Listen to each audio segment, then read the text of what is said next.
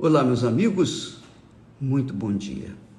Que o Espírito Santo, o Espírito do Deus vivo, venha abrir o seu entendimento, que ele venha fazer da sua inteligência, da sua capacidade, um instrumento para o seu benefício, mas, sobretudo, para que o nome do Filho dele, o Senhor Jesus Cristo, seja santificado na sua vida.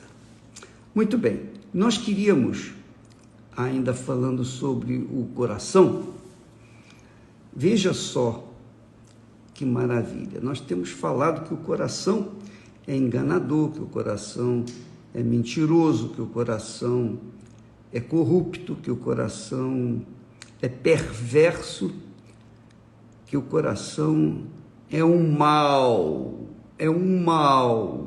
dentro de cada um de nós. Só que Deus não fez um coração mau, ele fez um coração perfeito. Mas, quando a cabeça ou o espírito humano se rebelou contra o Altíssimo, contra o Criador, preste atenção, quando o espírito humano,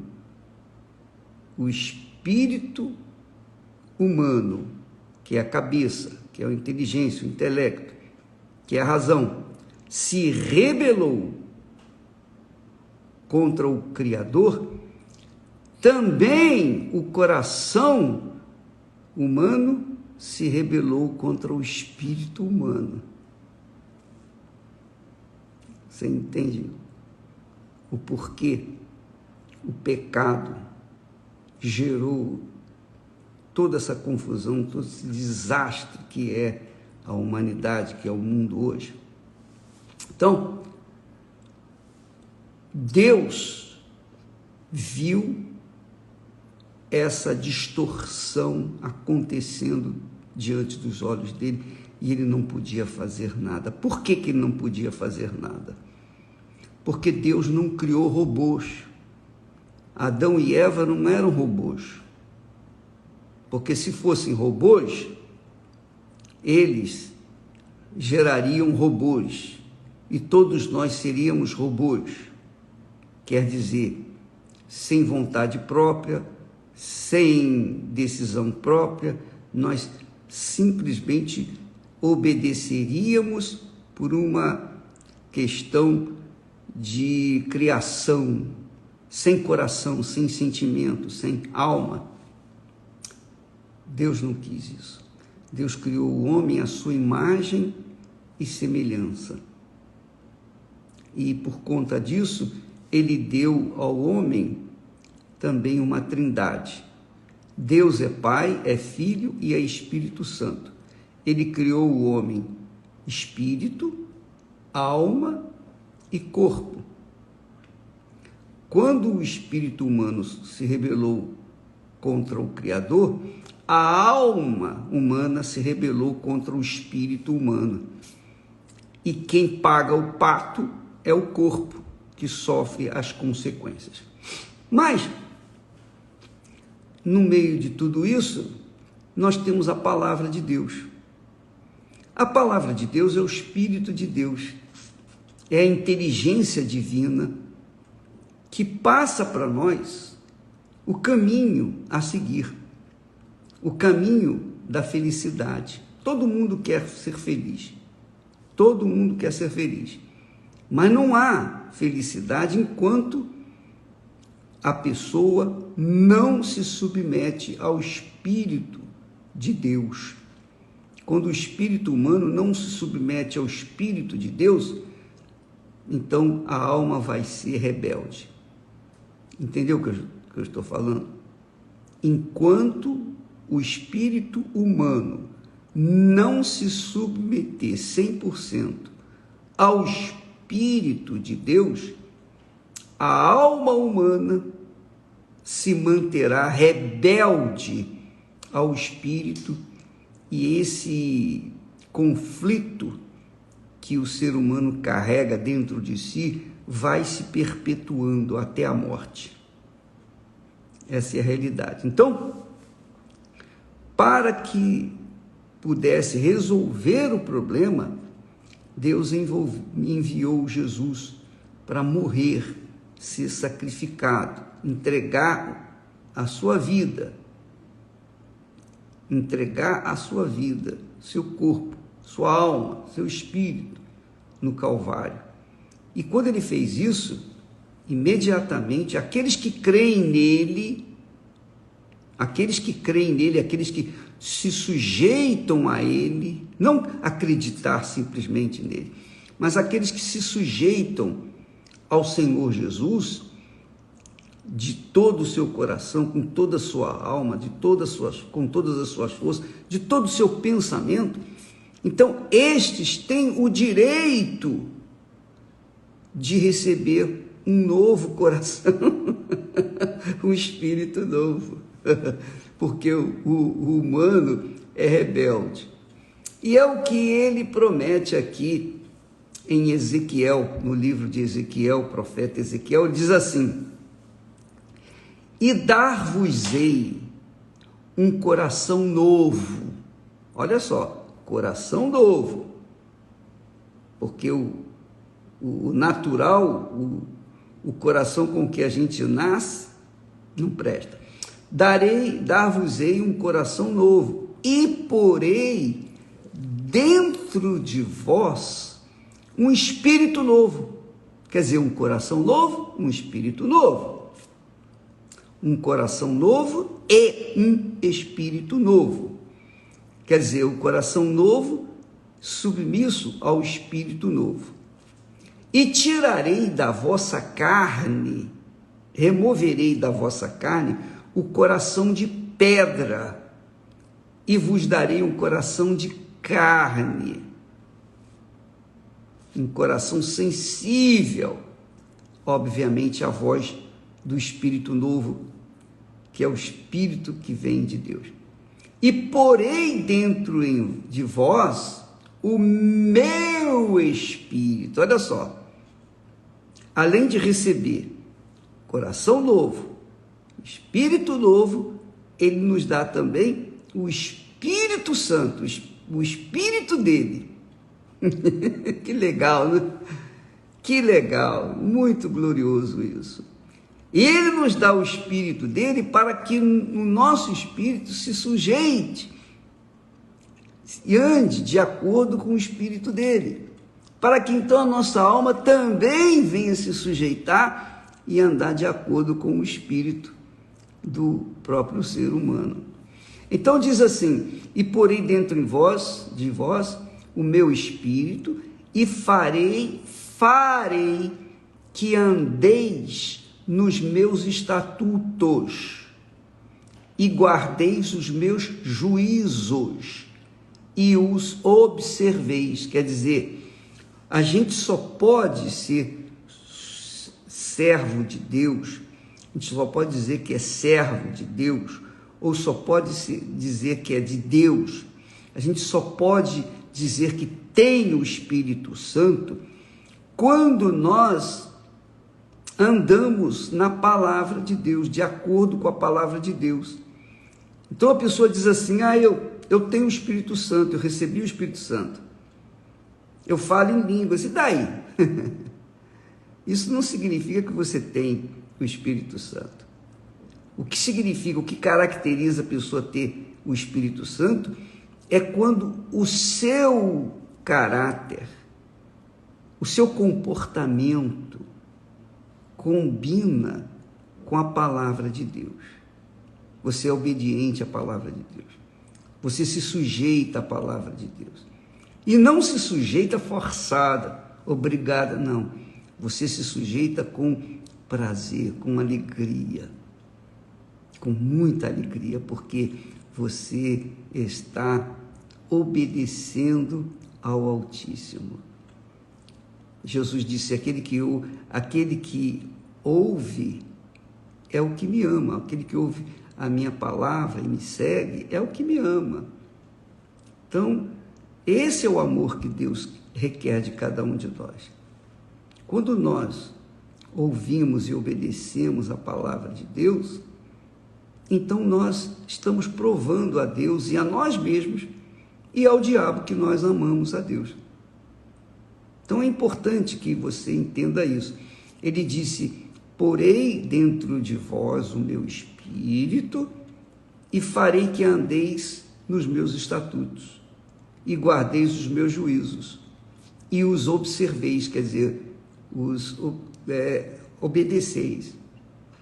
Então, amiga e amigo,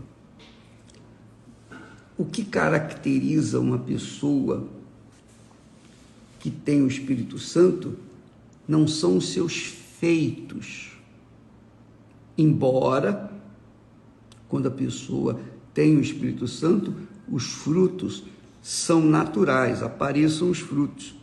Jesus disse: aquele que beber da água, quer dizer, o Espírito Santo que eu lhes der, essa água, quer dizer, o Espírito Santo, fará nele uma fonte. Então, naturalmente, a pessoa é uma fonte quando tem o Espírito Santo.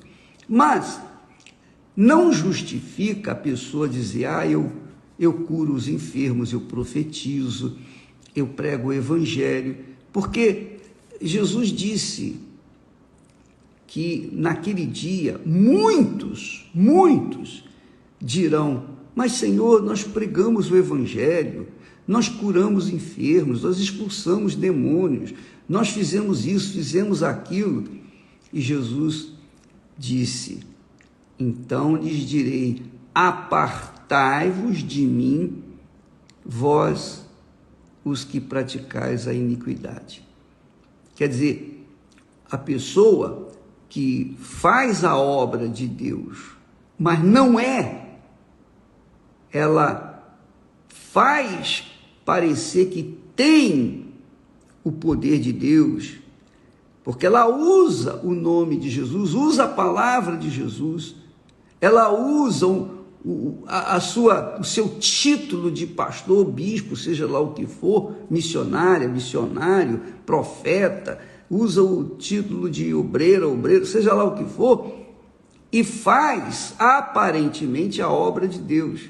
Mas se a conduta dela na sua casa contraria a palavra de Deus, então ela está fingindo, ela está mentindo, ela está enganando a si mesma. Se a conduta dela com respeito ao seu caráter é malicioso, mentirosa, enganadora, ela vive no pecado, na prostituição, no adultério, na cobiça, na vaidade, no engano, na mentira, ela vive com mentiras. Então essa criatura não tem nada de Deus. Porque como que uma pessoa diz que tem o Espírito Santo, fala até em línguas, mas fala também em mentiras, ou vive na mentira? Como que pode isso? Não combina. Então é questão de raciocínio, inteligência.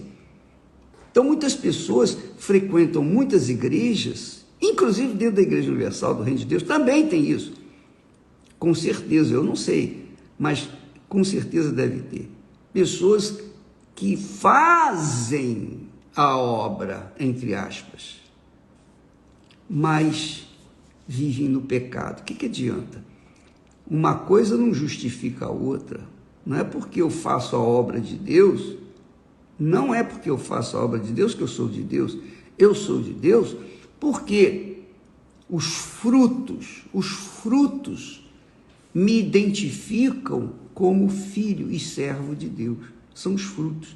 E isso é o que o Espírito Santo faz em nós. Então, minha amiga e meu caro amigo, eu não estou aqui para acusar ninguém ou apontar o dedo para ninguém. Nada disso. Eu estou aqui para ensinar a palavra de Deus, ensinar aquilo que eu creio, ensinar aquilo que eu professo, aquilo que eu faço. Então, nós levamos a palavra de Deus pelo que nós vivemos. Então eu tenho testemunhas na minha própria casa. A primeira coisa que a gente manifesta é o testemunho pessoal na sua própria casa, porque os de nossa casa, os da família, conhecem a gente, não é? Você pode fingir para o mundo inteiro, mas dentro de casa, minha esposa, meus filhos, veem se eu sou de Deus ou não. Não é verdade? Então, antes de eu sair da porta para fora da minha casa e pregar o Evangelho, eu tenho que viver o Evangelho primeiramente dentro da minha própria casa. Então eu tenho que ser o marido fiel, leal, eu tenho que ter um comportamento de acordo com o Espírito Santo, de acordo com a palavra de Deus para com a Esther e a Esther para comigo. Nós temos que combinar direitinho. Se ela tem o Espírito Santo e eu tenho o Espírito Santo, então nós combinamos perfeitamente. Agora, a pessoa que diz ter o Espírito Santo, mas lá fora tem amantes, lá fora vive uma vida corrupta, lá fora vive uma vida errada, e inclusive a esposa sabe disso, mas a mulher não quer abrir mão porque ela tem os seus benefícios. Então os dois vivem como cão e gato. Essa é a realidade. Mas chega um dia que os dois acabam se dividindo, se separando, e cada um vai para um lado. Isso é o Espírito Santo? É o Espírito Santo? Não, não é o Espírito Santo. Ele diz assim: e porei dentro de vós o meu Espírito, e farei que andeis nos meus estatutos, quer dizer, na minha palavra, e o guardeis, guardeis os meus juízos, guardeis os meus juízos, e os observeis, quer dizer, anda de acordo com a justiça, e vive de acordo com os juízos do Altíssimo. Pense nisso, minha amiga, meu amigo. E eu falo isso ainda focando o coração, porque se a pessoa ainda se mantém com o coração velho, o coração biológico, o coração de pedra, ela continuará vivendo um pedacinho do inferno nesse mundo. Ela não vai ter paz, ela não tem paz. Ela pode ir na igreja, pode ser fiel na igreja, pode ser fiel nos seus dízimos, nas suas ofertas, pode até fazer, entre aspas, a obra de Deus. Mas se ela não tem o Espírito do Senhor, como Paulo fala, não é de Deus, não pertence a Deus. Por isso a necessidade de você buscar o recebimento do batismo com o Espírito Santo. E para você alcançá-lo, você tem que examinar a sua própria vida. Você primeiro tem que deixar o pecado. Não adianta você querer buscar o Espírito Santo com um pecado nas costas. Não. O Espírito Santo só vai vir quando o seu corpo estiver verdadeiramente enterrado, sepultado para esse mundo, morto para esse mundo, para que você então possa nascer de novo e viver de acordo com a vontade de Deus. É difícil isso? Claro que não é fácil. Não é fácil enquanto você está vivo para o mundo, aí é difícil mesmo. Mas quem já morreu para esse mundo, quem está vivo apenas para Deus, é porque realmente já tem um coração novo, já tem um espírito novo, e o Espírito Santo vem para coroar essa vida, para que o Senhor Jesus, o Filho dele, seja santificado na vida dessa criatura. Tá bom? Eu queria fazer aqui um convite para todos vocês. Amanhã nós teremos o Dia da Alma em todas as igrejas universal do Reino de Deus. Quando se trata da alma, está se tratando do coração. Quando se trata do coração, está se tratando da vida, e a vida eterna.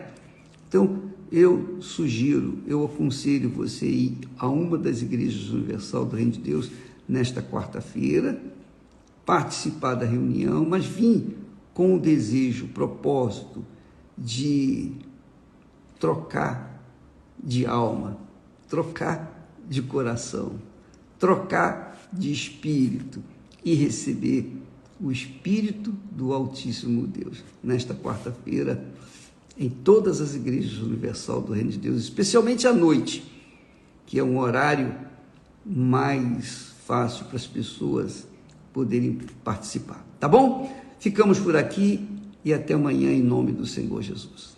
Amém.